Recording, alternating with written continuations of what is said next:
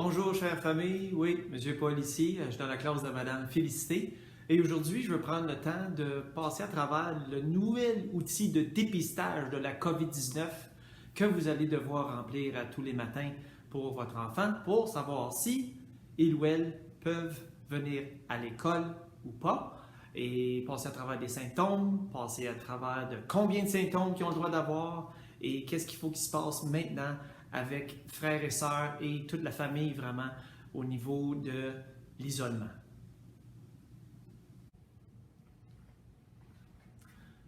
OK, tel que mentionné dans l'intro, me revoilà. Et puis, non, vous ne me voyez pas, mais vous voyez l'écran. Et puis, je vais tenter de vulgariser les questions pour l'outil de dépistage pour que vous puissiez peut-être mieux comprendre ou au moins qu'il y ait moins de confusion lorsque vous allez remplir ceci à tous les matins lorsque nous allons retourner en présentiel. Alors, je vais sauter d'une page à l'autre parce qu'il y en a une, mais c'est des questions, puis après ça, l'autre page, c'est vraiment pour expliquer qu'est-ce qu'il faut faire si on a répondu oui ou non aux questions. Alors, ici, le questionnaire dépistage. Donc, ceci revient souvent, si l'élève est entièrement vacciné ou s'il a 11 ans et moins. On utilise l'option 5 jours, c'est de isolement. Et si l'élève est âgé de 12 ans ou plus et n'est pas entièrement vacciné ou est immunodéprimé, utilisez l'option 10 jours d'isolement. Toute personne malade ou présentant des symptômes de maladie, nouveaux ou s'aggravent, y compris ceux qui ne figurent pas ci-dessous, doit rester chez elle jusqu'à ce que les symptômes s'améliorent pendant 24 heures et consulter un professionnel de la santé si nécessaire. Et en rouge ici, c'est là que ça a changé depuis les membres d'un foyer de toute personne présentant l'un ou plusieurs des symptômes ci-dessous doivent rester à la maison en même temps que la personne malade, quel que soit leur statut vaccinal. Ceci vient du gouvernement et non pas du conseil, mais c'est l'outil que le conseil et tous les conseils scolaires doivent utiliser. En vert, ici, j'ai écrit qu'un élève enfant est symptomatique et a reçu un test négatif pour la COVID lors d'un seul test PCR ou 2 tests antigéniques, des tests rapides, effectués à 24 heures d'intervalle, donc une journée, l'autre journée, et que les symptômes s'améliorent depuis au moins une journée, il se sent mieux, vous pouvez répondre non aux symptômes ci-dessus. Alors, la question 1, c'est vraiment ceux qui sont un peu plus graves, donc fièvre, une toux, et il y a croup là-dedans, mais toux continue. Donc, pas de temps en temps, c'est vraiment quelqu'un qui tousse. Et puis, vous voyez le restant ici, et sans lien avec l'asthme. Donc, si votre enfant fait de l'asthme, il faut qu'on le sache. Et tous les autres petits problèmes de santé qu'il pourrait avoir, l'essoufflement, manque de souffle et la diminution, perte de goût. Donc, si vous répondez oui, non à ceux-là, bien, votre enfant peut venir à l'école. Si vous répondez oui, je vais venir ici maintenant. Et donc, si vous avez répondu oui à la question 1, à un des symptômes, doit rester à la maison. Là, c'est si l'enfant n'a pas été testé ou si le test est disponible. Donc, pas été testé, encore une fois, n'est pas entièrement vacciné ou 11 ans et moins, doit s'isoler pendant 5 jours à partir du moment où les symptômes ont apparu et rester en isolement jusqu'à ce que les symptômes se soient améliorés depuis 24 heures. Et puis si on parle de 48 heures, s'il s'agit de nausées, vomissements et de diarrhée. Si 12 ans et plus et pas entièrement vacciné, on parle de 10 jours d'isolement. Si les tests sont disponibles, en cas de résultat positif, à un PCR ou à un test rapide, doit s'isoler, suivre les directives ci-dessus, autrement dit ceux du n'a pas été testé, et s'il y a un résultat négatif à un PCR ou 2 tests rapides effectués à 24 heures d'intervalle, l'élève peut retourner à l'école lorsque ses symptômes sont partis pendant au moins une journée.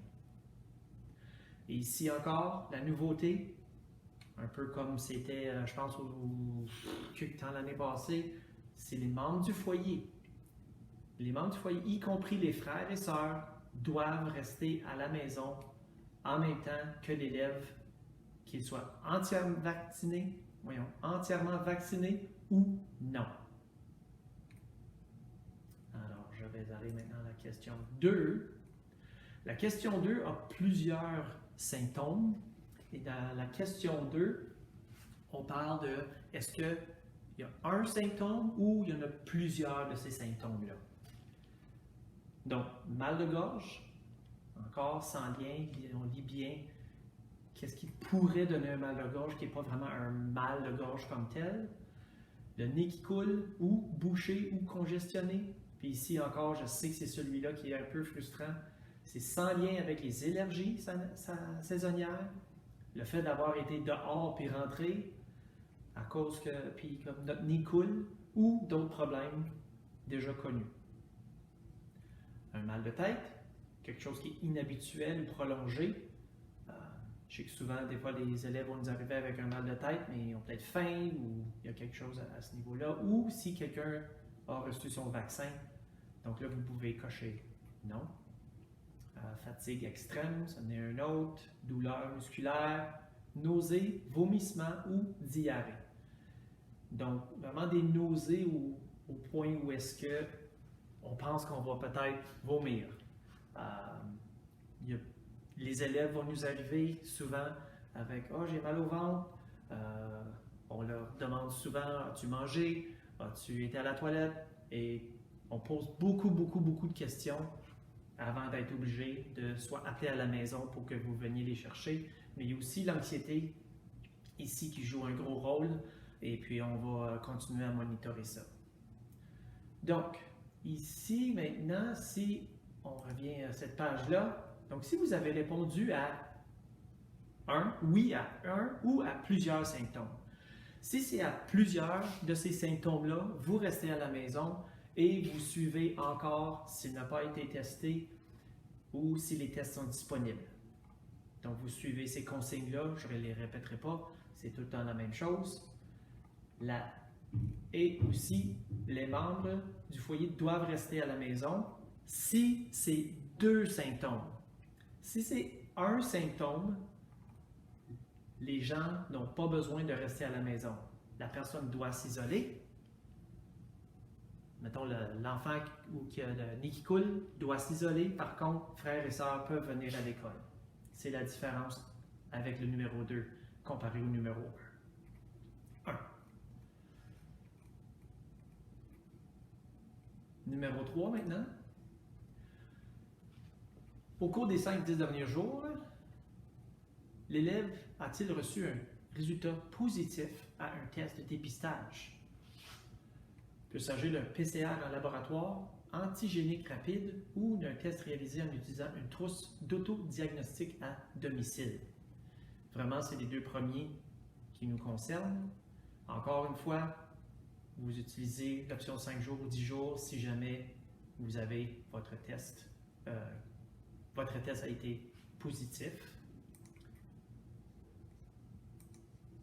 Si je reviens ici, donc encore, l'enfant doit s'isoler, pas entièrement vacciné, 5 jours, au moment où les symptômes sont apparus, rester en isolement jusqu'à ce que, après 24 heures, tout s'est atténué et encore, les membres du foyer doivent rester à la maison avec l'enfant. Peu importe si vous êtes vacciné ou pas. Au numéro 4, s'il y a des situations ici qui s'appliquent à vous. L'enfant vit avec une personne qui s'isole actuellement parce qu'elle a reçu un résultat positif à un test de dépistage. Vit avec une personne qui s'isole actuellement parce qu'elle présente des symptômes. Vit avec une personne qui s'isole actuellement en attendant les résultats de son test. Si il y a quelqu'un dans la maison qui présente un symptôme et attend des résultats.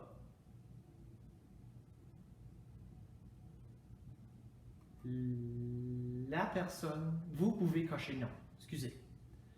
Donc c'est ça. C'est un peu mélangeant celle-là. Par contre, si la personne a un seul symptôme, bien, votre enfant pourrait venir à l'école, frères et sœurs compris. Numéro 5.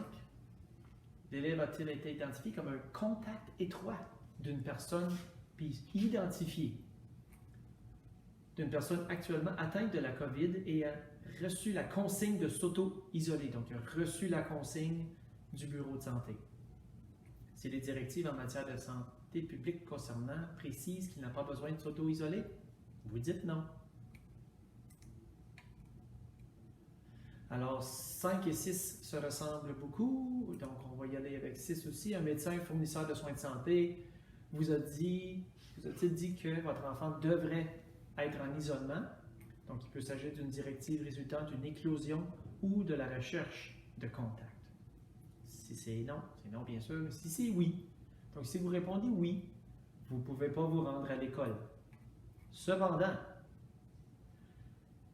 l'élève s'isole comme un contact étroit d'une personne et qui a reçu la consigne de s'isoler. Tu t'isoles, soit à cause d'une éclosion, une recherche de contact. Frères et sœurs et autres personnes du foyer peuvent aller à l'école, dans un service de garde ou au travail, mais ne doivent pas quitter le foyer pour d'autres raisons non essentielles. Donc, vous pouvez venir travailler, aller à l'école, bien sûr faire vos épiceries, mais pas juste aller jouer chez des amis. C'est comme ça que je le comprends. Finalement, la dernière question, c'est par rapport au voyage.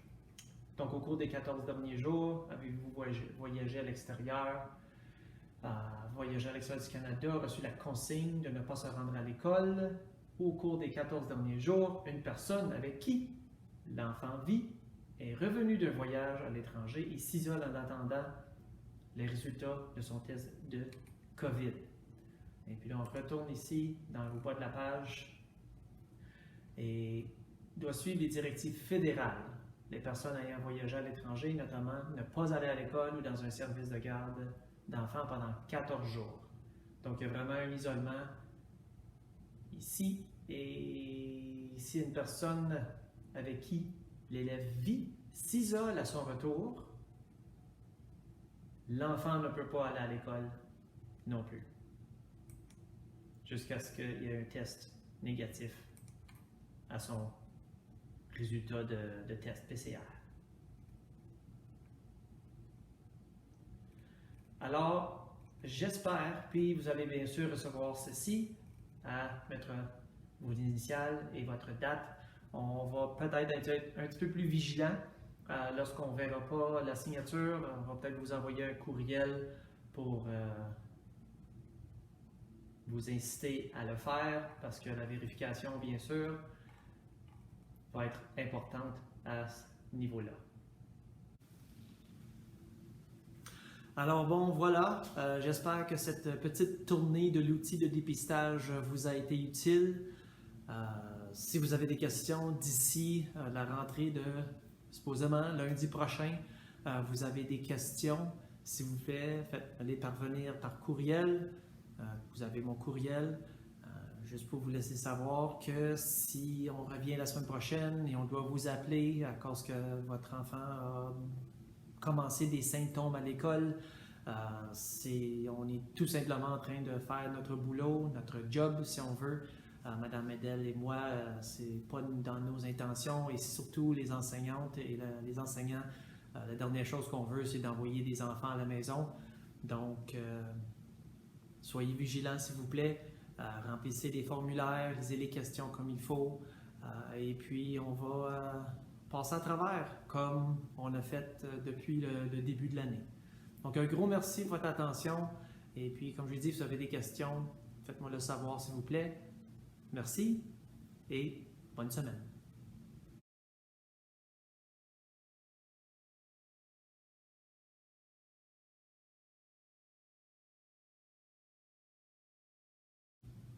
Good morning, everybody. I'm just at school today and I'm actually in Madame Félicité's class. And today I want to take some time to create this little video to explain the new screening tool that the government has put out as of January 6th of 2022. And just to make sure that everybody is aware of what symptoms can be there, not be there. Do they have to stay home? Do brothers and sisters have to stay home? I just want to go through it with you. And hopefully it will help everybody relieve some stress and give you some good information on what needs to be done if we come back, as they are saying, on the 17th of January. Okay, I'm back. So screening tool for students and children in school. So this is the same type of screening tool that you've been using since September, but now, as you can see, January 6th, things have been updated. The questions are pretty similar, or very similar. At number 1, if you answer yes to any of those questions, just even one of those questions, you will then be brought here. So if you've answered yes to any of the questions, the child must isolate, in other words, stay home and not go to school. Now, here is an area where I want to just point out, if the student is fully vaccinated or 11 years old or younger, the isolation is 5 days. Student is 12 years or older and not fully vaccinated or immune compromised, use 10 days of isolation. And that comes back for every question. So again, here, if a child is not going to be tested, has a symptom, not being tested, use the 5-day, and you can only come back once your symptoms are gone for over 24 hours. Here they say 48 hours for nausea, vomiting, diarrhea symptoms. And same idea for the 12 and older, not vaccinated, it's 10 days. If you can be tested, a single PCR or a rapid test is positive, then you follow the not tested up here. If a single PCR test is negative, or 2 rapid tests are negative, 24 to 48 hours apart, and they're both negative, the child can return to school as long as he has no symptoms for 24 hours. The new one, I guess, here, or which has kind of come back, is household members, including siblings, must stay home at the same time as the student, whether they are fully vaccinated or not. So that's why that one's in red. It's kind of important. And it's one of the changes that they made in January. I will now go back to question 2. Question 2, the symptoms are maybe not as bad, but are still there. And again, a sore throat, runny nose, congested nose, but not related to allergies or from being outside in cold weather or other conditions that you might have. An unusual headache, long lasting. And here you will notice that they've actually changed, if you've received the vaccine in the last 48 hours and you have that headache, but you've had the vaccine, you can say no to the headache. Same idea with the extreme tiredness, muscle aches, joint pain. The nausea and vomiting is one where anxiety sometimes shows up. We often ask the children, did you drink some water today? Did you eat your lunch properly today? So we do ask a lot of questions for and so sore stomach is not necessarily a symptom. Really, nausea is you're not feeling well and you're feeling like you're going to vomit. So that's one where we have to kind of question the children, especially if they're at school, and questioning them also about what's going on at school. Maybe it is anxiety, so that's something that should be done on your part before they come here. And when they are here, like I said, we do question them quite a bit for that. Here's the difference with answering only one symptom or two or more symptoms in question 2. So if you have one symptom, you have to stay at home. But household members don't have to stay home. If you have 2 or more symptoms, or your child has 2 or more symptoms, they stay home, but siblings, also household members and siblings, including siblings, must stay home whether or not fully vaccinated for the 2 or more. So again, in the morning, check all this stuff out. Hopefully they're okay and they stay okay all day. But like I said before, if they have symptoms that come up at school, we of course are going to monitor it and maybe have to call home for you to come and pick them up. Okay, back to question 3. In the last 5 days, has child tested positive? Yes or no? Again, that's a pretty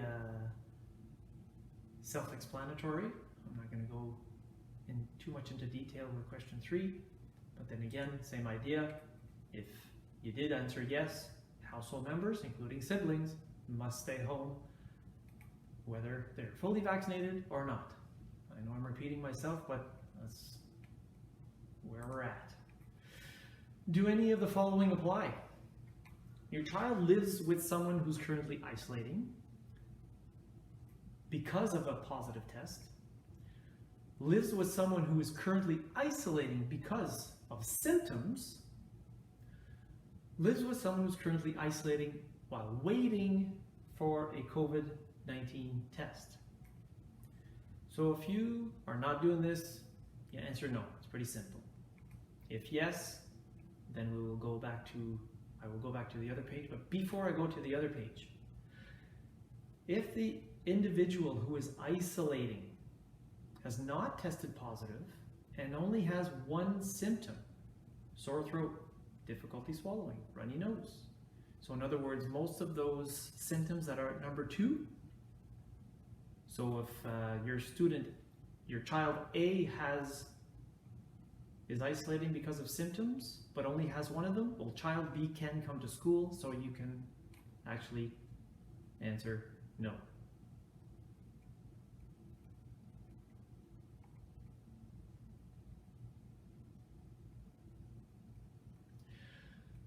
Number 5. Number 4. So again, if you had to answer yes to one of those questions, to number 4, the household members must stay home at the same time as the household member who has symptoms or is positive, whether they are fully vaccinated or not. And I did say symptoms and not just one symptom. Number 5 and 6. If you're a close contact of someone who is currently and have been identified as a close contact and been advised to self-isolate, yes or no, again. And 6, if a health provider has told you to isolate. 5 and 6, if you answered yes, the green part here is really depending on the symptoms, but if you answered yes, you must isolate, of course. But if the student is isolating because they were identified as a close contact of someone who currently has COVID and advised to isolate, or because of an outbreak or close contact tracing, siblings or other people in the household can go to school, childcare, or work. So student A is isolating because of being a close contact, while student B in the family can go, but A has to stay home, and mom and dad could go to work. I think that's kind of clear. And number 7, all comes down to the traveling outside of Canada. So it's pretty self-explanatory. I don't have to go into much detail. So if you answer no to all the questions, your family, your child can go to school or childcare. Please follow the school provider's established process for letting staff know about this result. And as you received in the past, it's the little passport, Via Mon passport, where you date and sign. We will be a little more vigilant if there's no signature on the date. You might get an email or a call just to reiterate the fact that how important that is, to make sure that we know that you have checked and your child before they left in the morning, or somebody has and has been able to initial. Please, you as a parent or whoever guardian initial, please don't get the children to initial. Okay, so there you have it.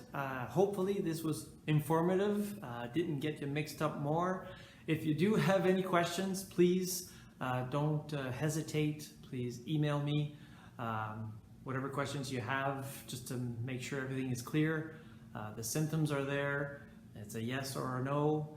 I understand about the runny nose thing, and the last thing staff wants to do is to call the office and say that such and such nose is running all of a sudden and has to go home. We will, of course, we do know that it's winter, it's Canada. So the last thing Madame and I want to do is call you at your work or at home to make you come and get your child. So maybe in the morning be a bit more, not critics, but maybe just a little more intensive on how you're checking out your child, and maybe staying home a day will alleviate the fact that they have to, and maybe make them better. A 24-hour hiatus at home might help them get better. So again, let's all get through this together.